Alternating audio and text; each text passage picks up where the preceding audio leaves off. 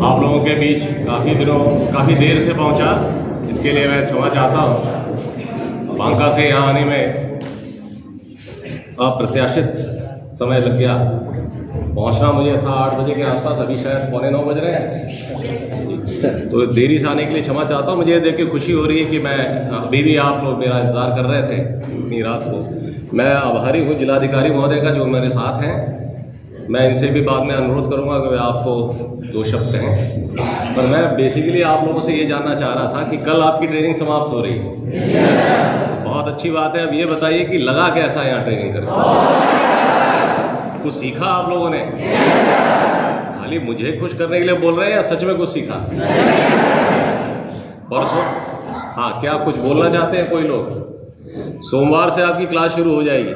तैयार है ना क्लास लेने के लिए? वहाँ पूरा आपका जो राज्य है इंतज़ार कर रहा है, जिला इंतज़ार कर रहा है, विद्यालय इंतज़ार कर रहा है, बच्चे इंतज़ार कर रहे हैं और अभिभावक इंतज़ार कर रहे हैं कि आप कब आएंगे, उनको पढ़ाना शुरू करेंगे। तो पूरा जोश है, जाके पढ़ाएंगे। और विद्यालय आप देखा है, जो ज्वाइनिंग हो गई है ना, कैसा लग रहा है विद्यालय देखकर? बहुत अच्छा लग रहा है। चलिए, जाते ही पढ़ा देना है और बच्चों को बता देना है कि अब हम आ गए हैं, हम पढ़ाएंगे। ठीक है? अब पढ़ाने का टाइम क्या है? बहुत बढ़िया, 9 से 5। ये याद है ना?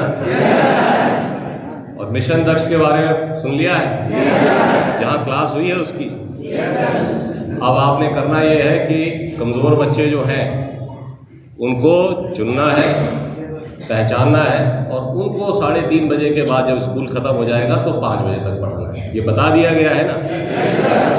पढ़ाएंगे, उन्हीं बच्चों के लिए लाया गया है। आप जो अमीर हैं, जो सम्भ्रांत हैं, जो पढ़ सकते हैं, वो तो पढ़ ही रहे। सरकार किन के लिए?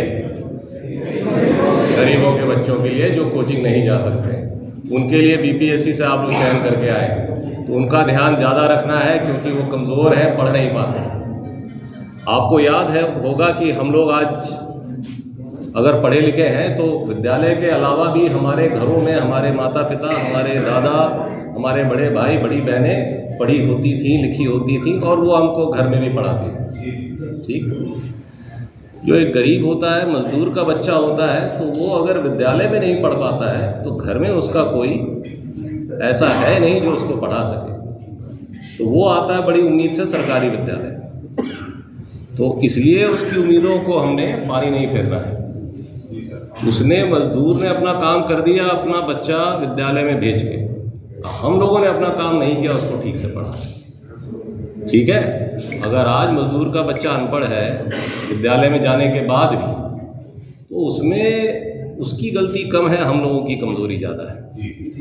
ठीक है? खाली कह देना कि ये नालायक है, ये नहीं पढ़ सकता है, चलेगा, ये समस्या का समाधान नहीं। उसको समझाना, उसको पढ़ाना है, उसी को पढ़ाना है। बल्कि हर क्लास में आप देखेंगे कुछ बहुत तेज़ बच्चे होते हैं, कुछ एवरेज होते हैं और कुछ बहुत कमज़ोर होते हैं। तो खाली कमज़ोर को ये कहना कि ये किसी काम का नहीं है, इससे चलेगा नहीं। वो कमज़ोर क्यों है? वो कमज़ोर इसलिए कि उसके घर में कोई सपोर्ट नहीं, उसके माता पिता बहुत गरीब हैं, मज़दूर हैं, शायद बिहार में काम करते हैं या बिहार के बाहर जाके मजदूरी करते हैं, तो उसको कोचिंग नहीं कर सकता है। तो उसी को पढ़ाना है और इंटेलिजेंट बच्चों को भी पढ़ाना है, सबको पढ़ाना है, लेकिन जो कमज़ोर बच्चे उनको विशेष ध्यान देना। तो यही करने के लिए आपको यहाँ भी ट्रेनिंग दी जाती है। आपको यहाँ ये बताया जाता है, मुझे नहीं पता कि यहाँ प्राचार्य जो ट्रेनिंग के फैकल्टी हैं वो कैसे हैं, लेकिन आपके जोश को देख के लग रहा है कि उन्होंने काफ़ी मेहनत की है आपको। तो उन्होंने आपको समझाया है, ट्रेन किया है कि पढ़ाते कैसे। ठीक है? नॉलेज तो आपके पास है, ज्ञान आपके पास है, वो आप सिद्ध कर चुके हैं। ठीक है? अब इस ज्ञान को आपको ट्रांसफ़र करना है उस बच्चे को। वो एक कला भी है, स्किल भी है और उसकी ट्रेनिंग की ज़रूरत होती है। आप बहुत अक्लमंद, मैथमेटिक्स में बहुत अच्छे हो सकते हैं, लेकिन अगर आप वो मैथ्स को उस बच्चे को ट्रांसफ़र नहीं कर पाए तो टीचर तो आप ठीक नहीं। ठीक है? तो आपका फ़र्ज़, आपका मुख्य कर्तव्य यह है कि आपने जो ज्ञान लिया है वो ट्रांसफ़र कीजिए बच्चे और इफ़ेक्टिव तरीके से। इसीलिए ये ट्रेनिंग आप लोगों में कराई गई है। हम लोगों ने ये भी निर्णय लिया है कि ये ट्रेनिंग तो इंडक्शन ट्रेनिंग है आप लोगों की, जो 2 हफ्ते की कराई गई है, 2 वीक्स की। हम लोग समय समय पर आपको फिर बुलाते रहेंगे और रिफ्रेशर ट्रेनिंग भी कराते रहेंगे, क्योंकि टीचिंग अब एक स्किल और आर्ट के अलावा एक टेक्नोलॉजी बन चुकी है।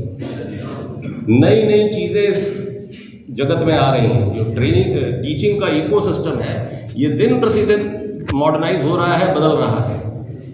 बच्चों की भी आकांक्षाएं बदल रही हैं, बढ़ रही हैं, और उनके पेरेंट्स की भी आकांक्षाएं बढ़ रही हैं। तो हमें उन सब पे खरा उतरना है। तो हम लोग सोच रहे हैं आपको साल में या 6 महीने में फिर से रिफ्रेशर कराते रहेंगे, ताकि आप लोग आपस में भी मिलते रहेंगे और हम लोग को जो नए टीचिंग टूल्स हैं उससे भी आपको रूबरू कराते रहेंगे।